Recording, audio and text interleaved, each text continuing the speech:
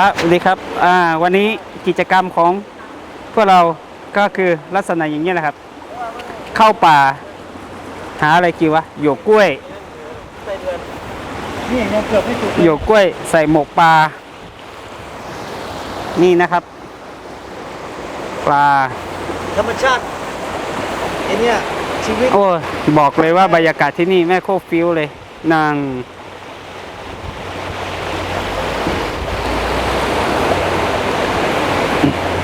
เนี่ยทำไมไทยเลยชิวอ้าวตาทำอะไรเนี่ยกินคนเดียวทิ้งไม่แหมให้เพื่อกินบ้านเลยอ๋อ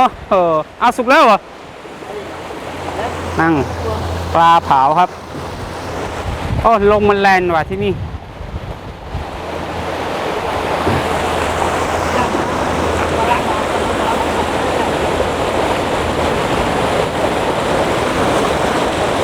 ถ้าอันนี้ก็สุกแล้วมั้งเนี่ยยังบอกอ๋อตัวเมื่อกี้นะบอกอ๋อเอาอย่างนี้เลยเหรอวันนั้นยังไม่สุกเลยนะไม่นั่นแหละใช้สุกใหม่บ่เอาไว้บนกองหินเนี่ยก็สุกได้โอ้โหไม่บรรยากาศแม่โคฟิลเลยว่ะเฮีย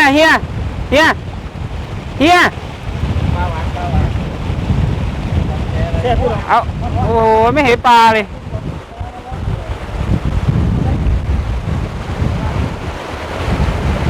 โอ้โหมีน้ำตกด้วยว่ะเฮียมีน้ำตกด้วยโอ้จริงๆนั่นน่ะเรามาดูเลยถ้าคนไปยืนอยู่นั่นน่ะโอ้โหแม่โคน่ะบรรยากาศดี บรรยากาศแม่โคให้เลยว่ะไปเที่ยวกันเลยถ้าสมมุติเอาแค่เราจับภาพสักครึ่งนึงโอ้โหแม่โคฟิลว่ะก็น้ำตกนั่นแหละก็น้ำตกแต่น้ำตกจำลองป่ะ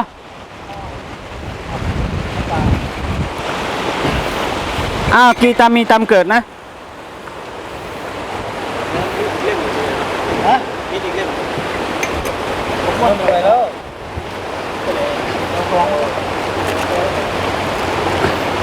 อันนี้พ่อครัวคนนี้ผมสั่งมาจาก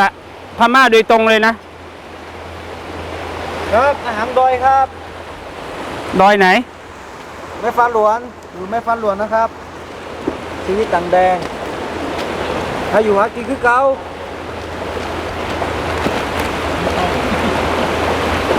มาดูจ่าเต็มมาดิแล้วจุกอาทิตย์7 årเลยเถอะงาโลdi Majanga nó có cái sờ đơ thở đuôi luôn cái sự kiện gì này hả mà mía còn nít chơi tiền ạ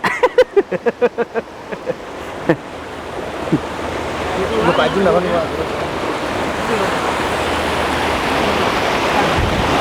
โอ้โหแม่เฮ้ยโอ้โหน้ำแม่โคตรใสเลยวะเอาปลาลงว่ายน้ำดินางใครบอกว่าไต้หวันน้ำสกปรกวะน้องโอ้ยเดี๋ยวนั่นเฮ้ยไม่คนนี้ ตากล้องเมื่อกี้ไงจากประเทศไหนวะประเทศไทยครับประเทศไทยไหนดูหน้าหน่อยดิโอ้โหโคตรเฮ้ยว่ะโอ้โหแม่โคตรเท่เลยเว้ยโอเคเราดูนะว่ามันทำปลาเป็นหรือเปล่า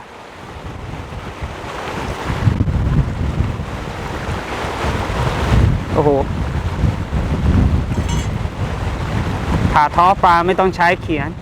อย่างนี้คนจะหาเมียได้แหละเพราะว่ามาทำปลาเป็น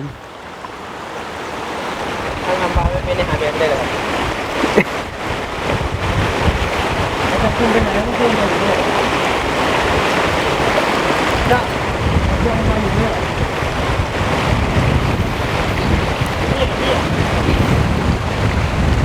เก็บภาพบรรยากาศที่นี่